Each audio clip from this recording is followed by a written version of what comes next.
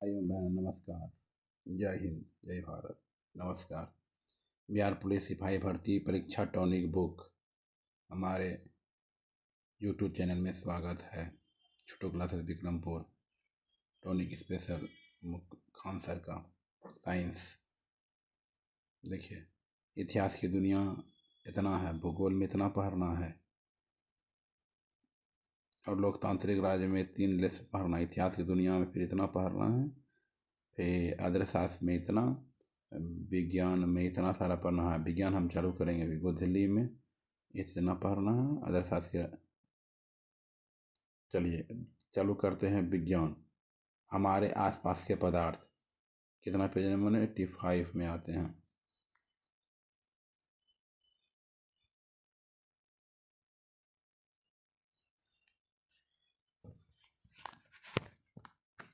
चलिए 85 इतिहास की दुनिया में जाते हैं हम। देखिए इतिहास की दुनिया में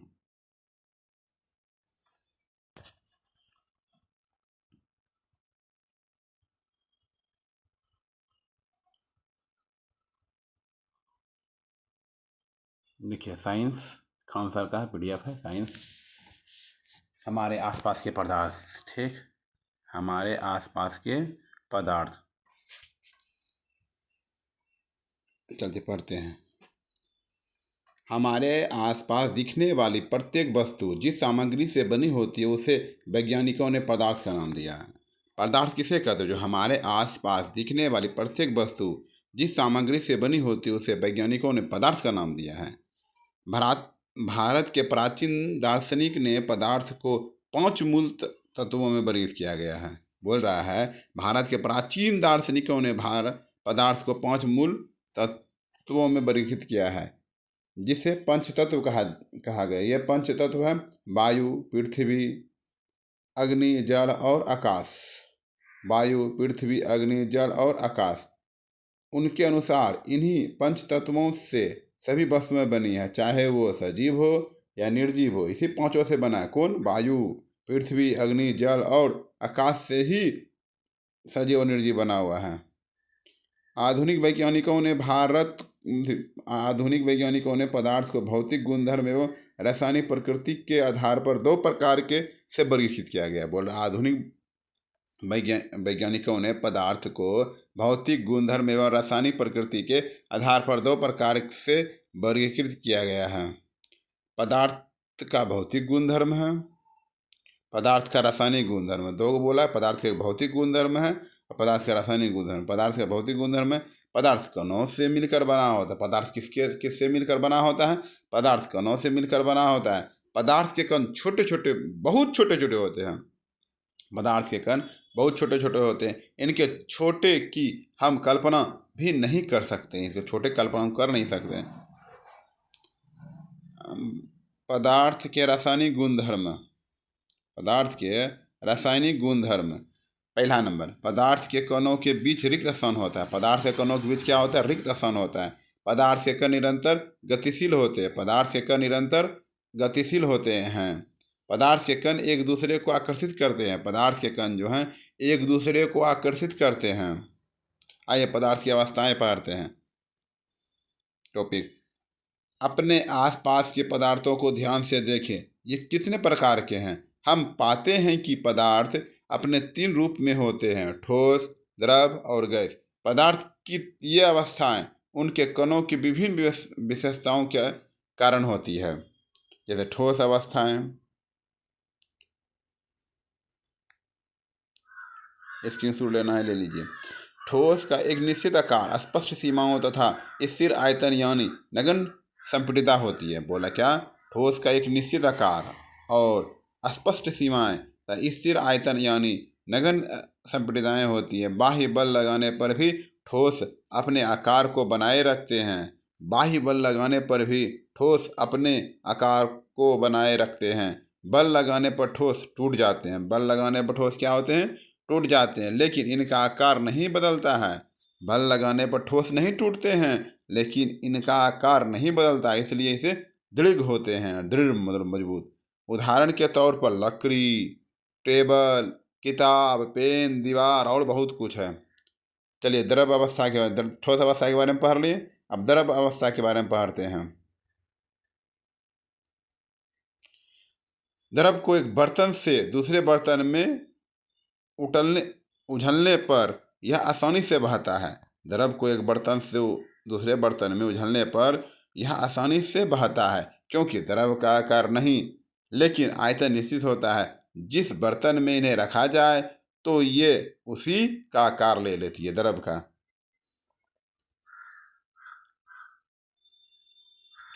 फिर द्रव के बारे में कुछ पढ़िए और। द्रव में बहाव होता है, द्रव में क्या होता है, बहाव होता है, और इनका आकार बदलता है, इसलिए इसके दीर्घ न लेकिन तरल होते हैं। जैसे जल, खाना पकाने का तेल, दूध, जूस, शीतल पेय आदि वस्तुएं द्रव के उदाहरण हैं। आइए ठोस द्रव पढ़ चुके, गैस, गैस के बारे में पढ़ते हैं अब। गैसीय अवस्थाएं, ठीक है, गैसीय अवस्था पढ़ते हैं। गैसीय अवस्थाओं में कणों की गति अनियमित और अत्यधिक तीव्र होती है। गैसीय अवस्थाओं में कणों की गति अनियमित और अत्यधिक तीव्र होती है। इस अनियमित गति के कारण ये कण आपस में एक एवं बर्तन की दीवारों टकराते हैं।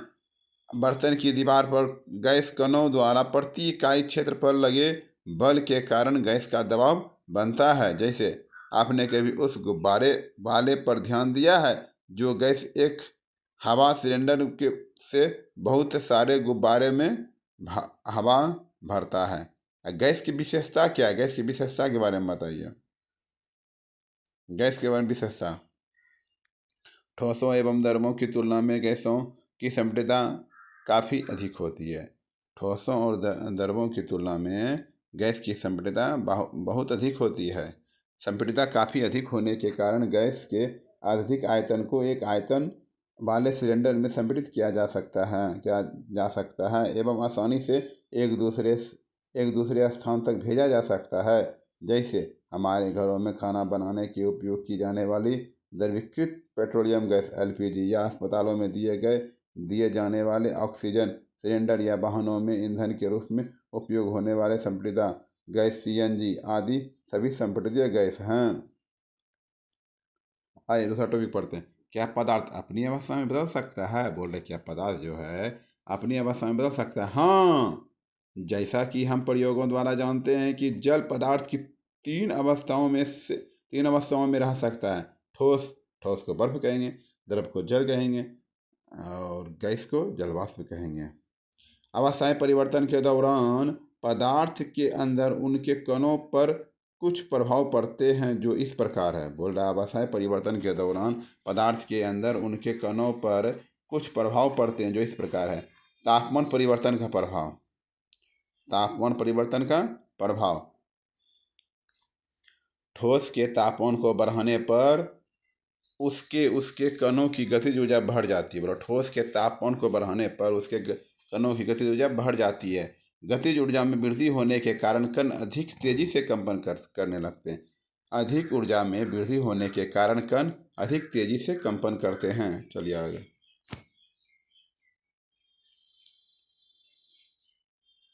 ऊष्मा के द्वारा प्रदत्त की गई ऊर्जा कणों के बीच में आकर्षण बल को पार कर लेती है।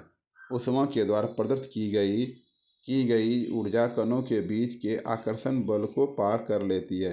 इस कारण कण अपने नियत स्थान को छोड़कर अधिक स्वतंत्र होकर गति करने लगते हैं। तत्पश्चात एक अवस्था ऐसी आती है जो ठोस पिघलकर द्रव में परिवर्तित हो जाता है। जिस न्यूनतम तापमान ठोस पिघलकर द्रव बन जाता है वह गलनांक। गलनांक किसे कहते हैं? जिस न्यूनतम ताप पर ठोस पिघलकर द्रव बन जाता है वह इसका गलनांक कहलाता है। किसी ठोस का गलनांक उसके कणों के बीच के आकर्षण बल के सामर्थ्य को दर्शाता है। किसी ठोस का गलनांक उसके कणों के बीच के आकर्षण बल के सामर्थ्य को दर्शाता है। बर्फ का गलनांक होता है 273.15 केल्विन के 273.15 के है। गलने की प्रक्रिया यानी ठोस से द्रव अवस्था में परिवर्तन को संघनन कहते हैं। गलने की प्रक्रिया यानी ठोस के द्रव अवस्था में परिवर्तन को संघनन भी कहते हैं। वाष्पीकरण की गुप्त ऊष्मा को परिभाषित कीजिए। वाष्पीकरण की गुप्त ऊष्मा को परिभाषित कीजिए। जल के 373 के है जो है वो 100 सेल्सियस लिखेंगे, 273 प्लस 100 373 हो जाएगा। तापमान का भाप अर्थात भाप के कणों में उसी तापमान पर पानी के कणों की अपेक्षा अधिक ऊर्जा होती है। ऐसा इसलिए है कि क्योंकि भाप के कणों के ने वाष्पीकरण की गुप्त ऊष्मा के रूप में अतिरिक्त ऊष्मा अवशोषित कर ली है। अतः हम यह कह सकते हैं कि तापमान बदलकर हम पदार्थ को एक अवस्था से दूसरी अवस्था में बदल सकते हैं। गर्म होने पर यह ठोस से द्रव और द्रव से गैस बन जाते हैं। गर्म करने पर यह ठोस से द्रव, द्रव से गैस बन जाते हैं। जैसे देखिए, ठोस अवस्था को गर्म करेंगे द्रव अवस्था, द्रव अवस्था गर्म करेंगे गैसीय अवस्था, गैसीय अवस्था को द्रव बनाएंगे तो शीतलता कहते हैं, द्रव अवस्था को ठोस अवस्था कहेंगे, शीतलता हो गया।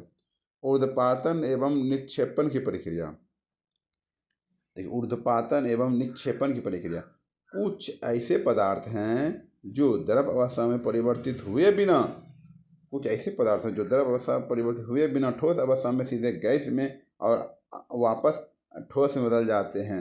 जहां ठोस अवस्था से सीधे गैस में बदलने की प्रक्रिया को ऊर्ध्वपातन कहते हैं। टॉपिक देखिए, ठोस अवस्था से सीधे गैस में बदलने की प्रक्रिया को ऊर्ध्वपातन कहते हैं।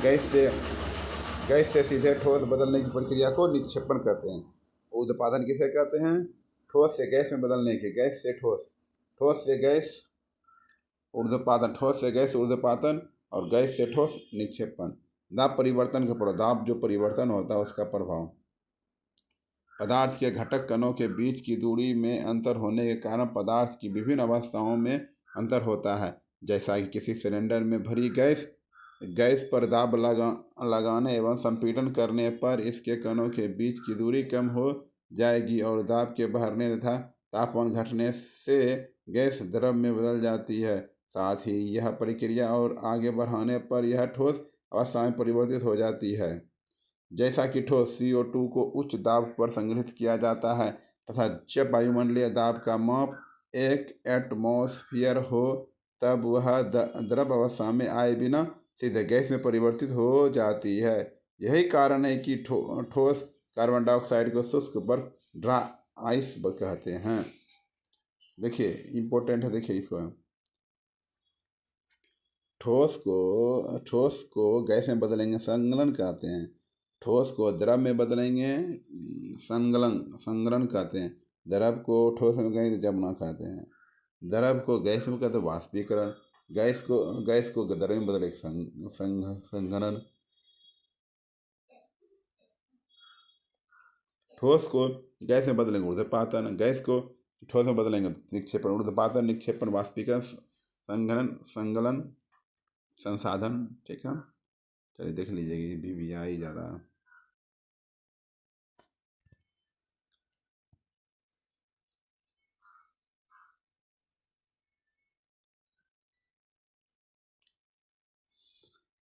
अतः हम कह सकते हैं कि पदार्थ की अवस्थाएं यानी ठोस, द्रव और गैस दाब और तापमान के द्वारा तय होती है। दाब और तापमान के द्वारा। वाष्पीकरण के बारे में पढ़ते हैं हम। द्रवों में गैस पर स्थित कणों के कुछ अंशों में द्रवों में सतह पर स्थित कणों के कुछ अंशों में इसकी इतनी गतिज ऊर्जा होती है कि वे दूसरे कणों के आकर्षण बल से मुक्त हो जाते हैं। अर्थात क्वथनांक से कम तापमान पर द्रव के वाष्प में परिवर्तन होने की इस प्रक्रिया को वाष्पीकरण कहते हैं। वाष्पीकरण किसे? क्वथनांक से कम तापमान पर द्रव के वाष्प में परिवर्तित होने की इस प्रक्रिया को वाष्पीकरण कहते हैं। जैसे पर गीले कपड़े सूखना, जल को खुला छोड़ देने पर धीरे धीरे वाष्प में परिवर्तित हो जाना। उदाहरणों में जल बिना क्वथनांक पर पहुँचे हुए वाष्प अवस्था में बदल जाता है। वाष्पीकरण का प्रभावित करने वाले कारक वाष्पीकरण सतह क्षेत्र बढ़ने पर, सतह विज्ञान एक सतही प्रक्रिया है। सतही क्षेत्र बढ़ने पर वाष्पीकरण की दर भी बढ़ जाती है। जैसे कपड़े सुखाने के लिए हम उन्हें फैला देते हैं, सतह क्षेत्र बढ़ने की प्रक्रिया।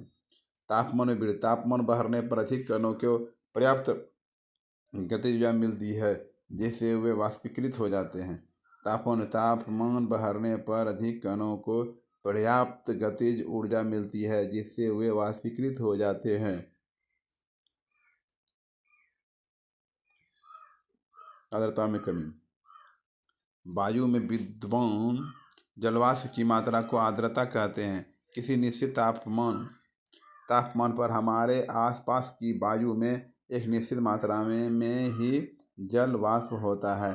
जब वायु में जल कणों की मात्रा पहले से ही अधिक होती है तो वाष्पीकरण की दर घट जाएगी। वायु की गति में वृद्धि। जब जानते हैं कि तेज वायु में कपड़े जल्दी सूख जाते हैं। वायु के तेज होने से जलवाष्प के कण वायु के साथ उड़ जाते हैं जिससे आसपास के जल की मात्रा घट जाती है। वाष्पीकरण के कारण शीतलता क्यों महसूस होती है? खुले स्थान पर द्रव में निरंतर वाष्पीकरण होता रहता है। इस दौरान कम हुई ऊर्जा को पुनः प्राप्त करने के लिए द्रव के कण अपने आसपास से ऊर्जा अवशोषित कर लेते हैं। इस तरह आसपास से ऊर्जा को अवशोषित होने के कारण शीतलता उत्पन्न हो जाती है। उदाहरण तौर पर एसीटोन या नाखूनों की पॉलिश हटाने वाले द्रव। एसीटोन नाखूनों की पॉलिश हटाने वाले। जब आप अपनी हथेली पर गिराते हैं तो इसके कण अपनी हथेली या उसके आसपास से ऊर्जा प्राप्त कर वाष्पीकृत हो जाते हैं जिससे हथेली पर शीतलता महसूस होती है। तेज धूप वाले गर्म दिन के बाद ठोस अपनी छत या खुले स्थान पर जल छिड़कते हैं क्योंकि जल के वाष्पीकरण की गुप्त ऊष्मा गर्म सतह को शीतल बनाती है। गर्मियों में पंखा चलाने पर या तेज हवा चलने पर हमें शीतलता का आभास होता है क्योंकि वाष्पीकरण के दौरान द्रव की सतह के कण हमारे शरीर के आसपास से ऊर्जा प्राप्त करके वाष्प में बदल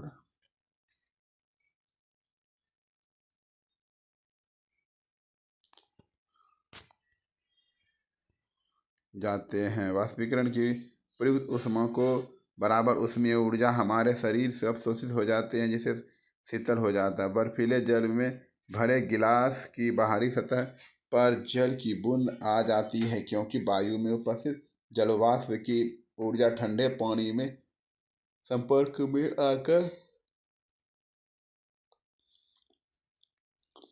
कम हो जाती है और यह द्रव अवस्था में परिवर्तित हो जाती है जो हमें जल की बूंदों के रूप में नजर आती है। अंतर्राष्ट्रीय मात्रक पद्धति के अनुसार आयतन का मात्रक एक घन मीटर का आयतन में पानी का साधारण मात्रक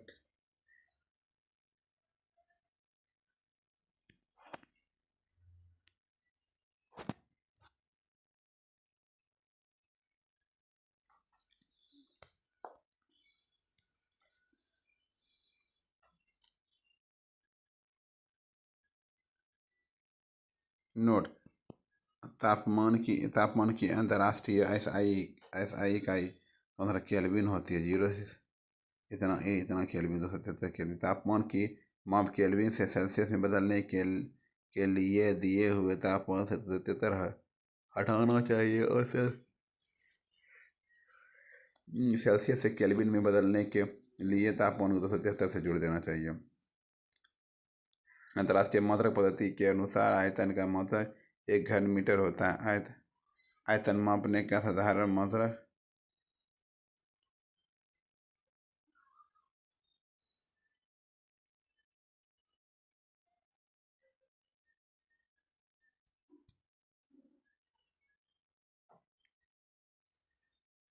के लिए धन्यवाद।